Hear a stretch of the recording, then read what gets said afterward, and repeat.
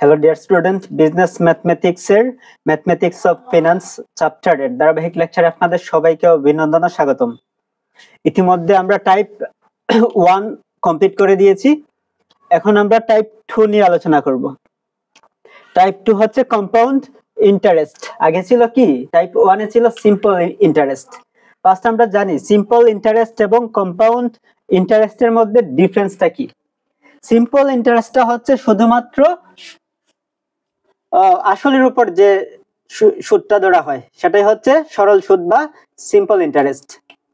আর সুদ আসলের উপরে যে সুদ ধরা হয় সেটা হচ্ছে কম্পাউন্ড ইন্টারেস্ট। সুদ এবং আসলের উপর যে সুদ ধরা হবে সেটাই হচ্ছে কি?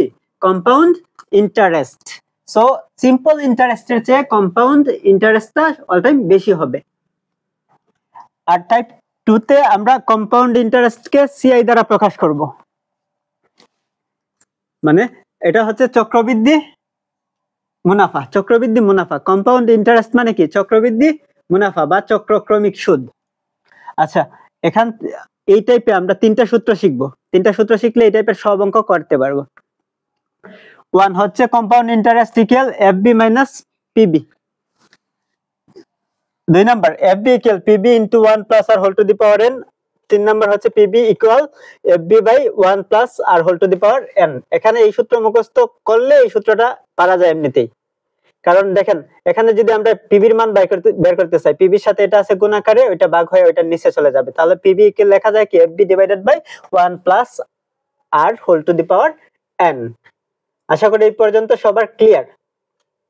ফার্স্ট যে ম্যাথটা সলিউশন করব সেটা ঢাকা ইউনিভার্সিটি বিবিএ অনার্স 2008 এ এসেছিল।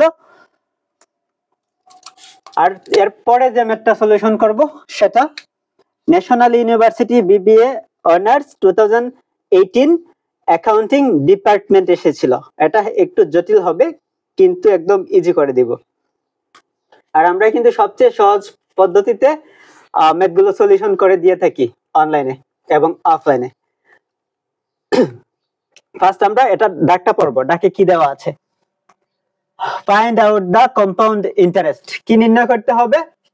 কম্পাউন্ড ইন্টারেস্ট নির্ণয় করতে হবে। Find out the compound interest মানে সিআই, ওইটা নির্ণয় করতে হবে। অন টাকা এত, তাহলে এটা কি? এটা হচ্ছে আসল, মানে এত টাকার। For 4 years at 5% per annum, মানে প্রতি বছর 5% সুদে 4 বছরে এত টাকার কম্পাউন্ড ইন্টারেস্ট বা চক্রবৃদ্ধি মুনাফা বের করতে হবে।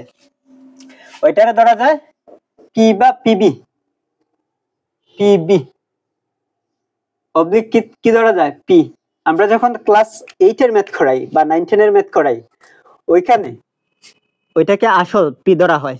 পি অথবা পিবি দুইটা দিয়ে বুঝিয়ে দিব, এখানে হবে সমস্যা নাই। ফর 4 ইয়ার্স, তাহলে এটা হচ্ছে এন এর মান। ইয়ার্স এট 5% পার annum, তাহলে ইন্টারেস্ট রেট হচ্ছে 5%। এটা হচ্ছে আর এর মান। এখন দেখেন আমাদের কম্পাউন্ড ইন্টারেস্টের সূত্রে কি আছে? CI equal FB minus PB. ওইটা কম্পাউন্ড ইন্টারেস্ট ইকুয়াল কি? FB minus PB. কিন্তু এখানে এফবি কোথাও নাই, এফবি কোথাও নাই, কিন্তু এফবি ইকুয়াল এই সূত্রটা প্রয়োগ করে নিব। এফবি ইকুয়াল কি? PB into 1 plus R whole to the power n minus PB. আর এইটা যেভাবে করেছিলাম ওইটা দেখাচ্ছি। মানে compound interest CI equal P into 1 plus R whole to the power n minus P, minus আসল আর কি। সরাসরি এই সূত্র লিখতে পারবেন। ওইটাকে বলা হয় চক্রবৃদ্ধি মূলধন। ওইটাকে বলা হয় কি? চক্রবৃদ্ধি মূলধন। চক্রবৃদ্ধি মূলধন আর ওই পিবি না, এটা পিবি হচ্ছে শুধু মূলধন বা আসল যেটা, আর এটা হচ্ছে চক্রবৃদ্ধি মূলধন। চক্রবৃদ্ধি মূলধন থেকে আসল বাদ দিলে পাওয়া যায় কম্পাউন্ড ইন্টারেস্ট। চাইলে এইভাবেও করতে পারেন এখানে, কিন্তু এইভাবে না করে এইভাবে করবেন, কারণ অনেক সময় অঙ্কের দাগটা একটু ঘুরিয়ে দেওয়ার পর বলে যে কম্পাউন্ড ইন্টারেস্টটাও দেওয়া থাকে, এফবির মান বের করার কথা বলে অথবা পিবির মান বের করার কথা বলে। সো আমরা আগে এইটা নিয়মে অঙ্ক করব না, এইভাবেই করব। এইভাবে করলেও কিন্তু মান বসাই দিলে হয়ে যাবে। তাহলে ফার্স্ট এটাকে ডান পাশ দিয়ে লিখবেন, হেয়ার দিয়ে লিখবেন। কি কি দেওয়া আছে? HERE, হেয়ার কি দেওয়া আছে? কম্পাউন্ড ইন্টারেস্ট, এটা লেখা লাগবে না। পিবি ইকুয়াল কত টাকা? 1000, 1000। তারপর n ইকুয়াল কত? 4 ইয়ার্স, YARS। তারপর r ইকুয়াল কি? রেট অফ ইন্টারেস্ট কত পার্সেন্ট? 5%। ইকুয়াল 5 ডিভাইডেড বাই কত? 100। যত পার্সেন্ট থাকবে তত বাই 100 আসবে কত? 0.5 কে 100 দ্বারা ভাগ করলে 0.05 আসবে। হেয়ার দিয়ে ডান সাইড দিয়ে এইভাবে রেখে দিবেন। এখন compound interest CI equal FB minus PB। তাহলে FB এর সূত্র প্রয়োগ করবেন, PB into 1 plus r whole to the power n minus PB। তারপর এখানে মান বসাই দিবেন। PB এর মান কত? 1000 ইনটু 1 প্লাস r এর মান বসাইবেন 0.05, পাওয়ার n এর মান কত? n ইকুয়াল 4 ইয়ার্স, 4 বসাইবেন, মাইনাস PB এর মান কত? PB এর মান 1000 বসাইবেন। তারপর একবারে ক্যালকুলেটরে ওইটাই আনসার লিখতে পারেন। আমি একটু দেখিয়ে দিয়েছি, আপনারা ওই লাইনটা স্কিপ করলে করতে পারেন, কোনো সমস্যা নাই। এখানে ক্যালকুলেটরে কপি মারবেন, আগে কত? 1000 উঠাইবেন, তারপর ফার্স্ট ব্র্যাকেট দিবেন, 1.05 দিবেন, মানে 1 প্লাস 0.05 যোগ করলে কত হয়? 1.05, পাওয়ার কত? 4 উঠাইবেন, তারপর মাইনাস দিবেন, তারপর 1000 উঠাইবেন, তারপর সমানে ক্লিক করবেন, আসবে কত? এখানে চলে আসবে 215.506225 আসবে। আমি একবার এখান থেকে 2 ঘর রেখেছি, দেখেন এখানে 6 এর পরে কত আছে? 6 এর আগে কত আছে? 0। বা আমরা 2 ঘর রাখবো, 2 ঘরের পরেরটা দেখবো 5 বা 5 এর চেয়ে বড় অঙ্ক নেই, এটা 6, অঙ্কটা 5 বা 5 এর চেয়ে বড়, তাহলে ওইটার সাথে এসে এক যোগ হবে। আশা করি এতটুকু সবার ক্লিয়ার। এখন আমরা পরের ম্যাথটা ডিসকাস করব, ওইটা উপরে লিখে দিব। আচ্ছা, কি কি দেওয়া আছে ওইটা আচ্ছা পরে, আগে ওই অংশটা মুছে নিচ্ছি।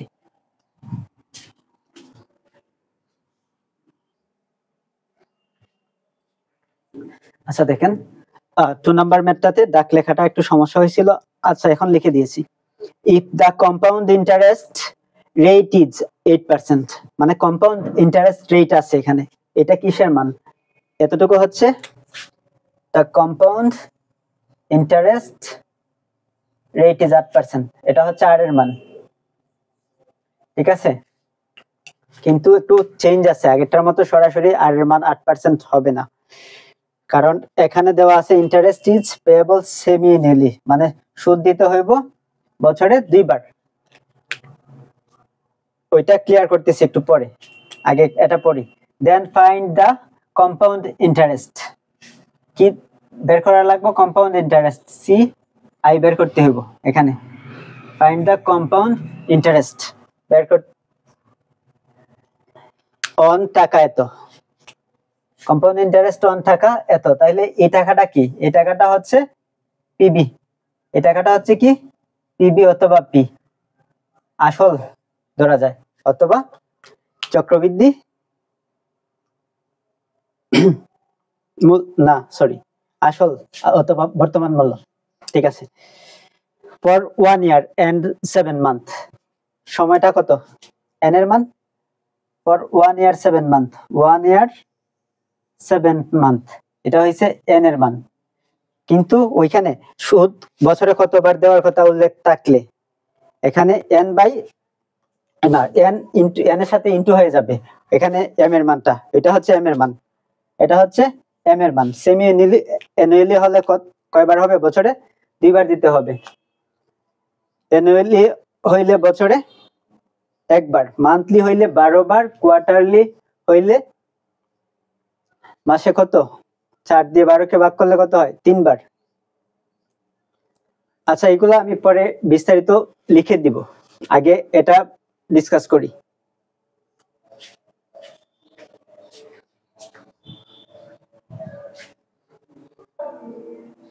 এখন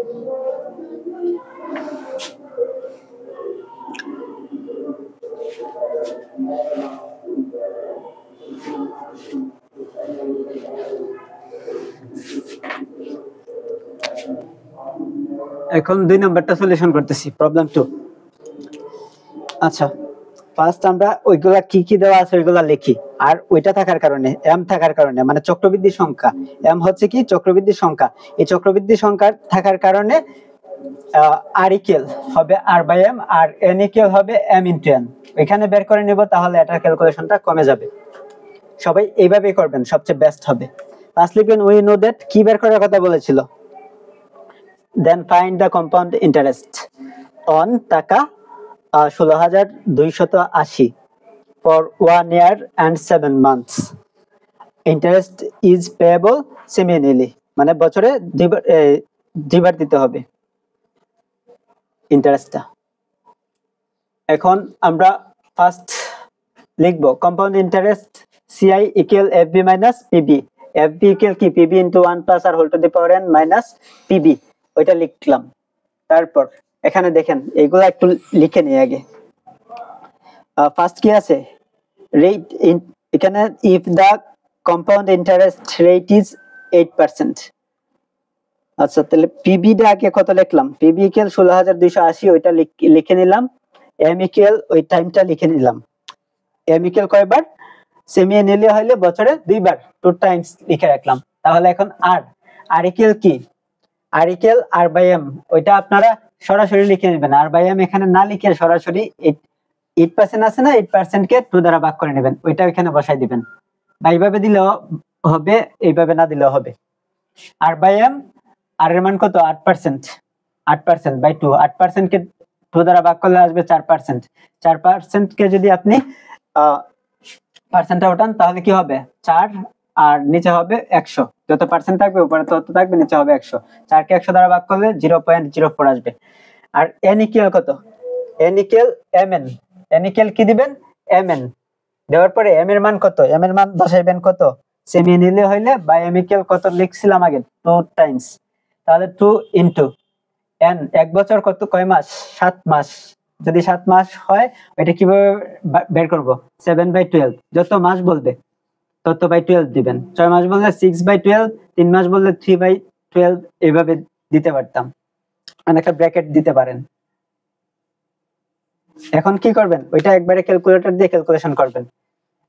7 কে 12 দ্বারা ভাগ করবেন, যত থাকবে ক্যালকুলেটরে তার সাথে 1 যোগ করবেন, তারপর এটার যোগফলের সাথে 2 গুণ করবেন, আসবে 3.167। আর অনেকগুলা ছিল, 6 এইভাবে ছিল অনেকগুলা, তারপর 7 ছিল, আমি 3 ঘর পর্যন্ত রেখেছি। আপনারা চাইলে আরো বেশি দিতে পারবেন বা এত রেখে করতে পারবেন, কোনো সমস্যা নাই। তাহলে এখানে সব মান বসাই দিবেন। পিবির মান কত, 16,280 ইন্টু 1 প্লাস আর এর মান বসাইবেন 0.04। তারপর পাওয়ার দিবেন কিসের মান, n এর মান। n এর মান কত, n ইকুয়াল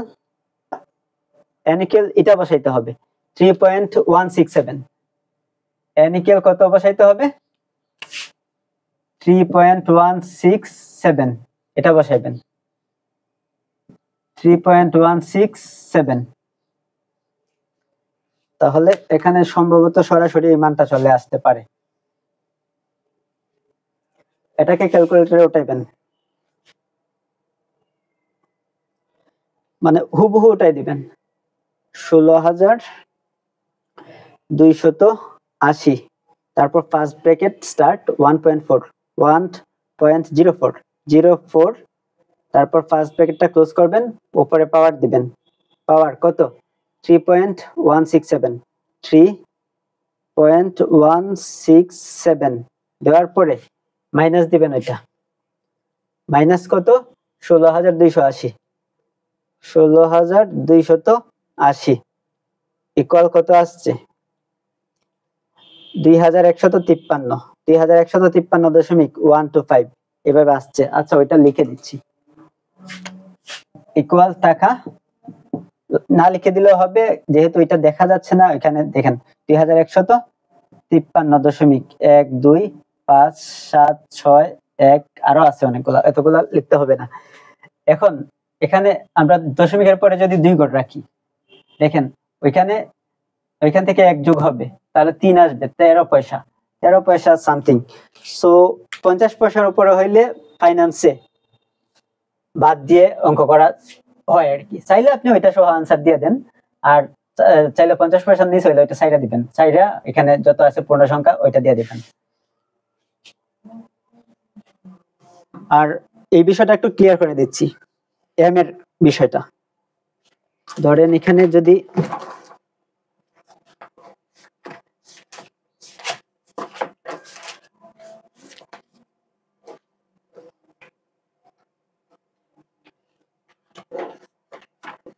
এখানে দেখাই দিব, দেখাই দিলে পরে হয়ে যাবে, লিখতে হবে না।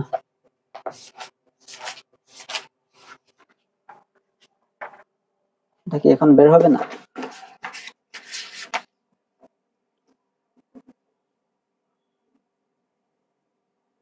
তো শুনুন,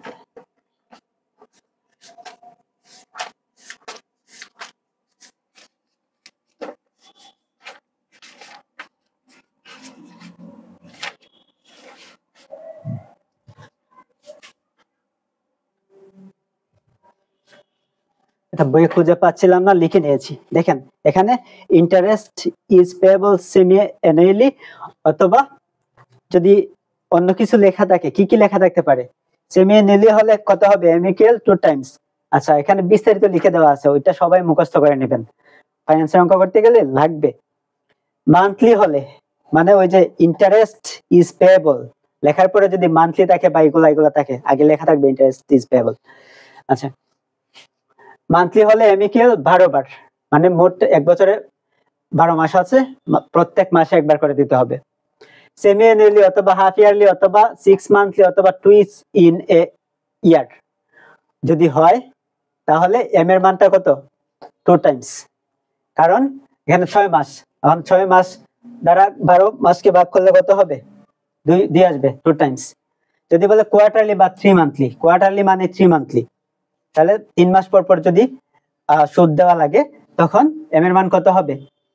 এম এর মান 12 কে 3 দ্বারা ভাগ করেন, 3 4 12, 4 আসবে, 4 টাইমস। 4 মান্থলি হলে 12 কে 4 দ্বারা ভাগ করলে 3 আসবে, 3 টাইমস।